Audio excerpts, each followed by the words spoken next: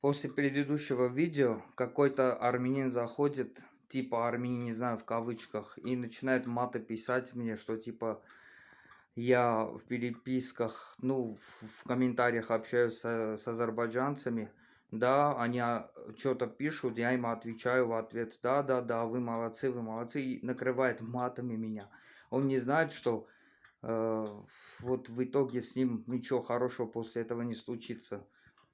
Ты, если армянин, свяжись со мной, я тебе пишу, ты в игнор ставишь, это раз. А второе, записываем то же самое видео, ту же самую музыку, Арцах и ставим, чтобы они все слышали. Они от этого бесятся, они от этого боятся, они знают, что рано или поздно Арцах вернется армянам, и армяне будут там жить. Погнали!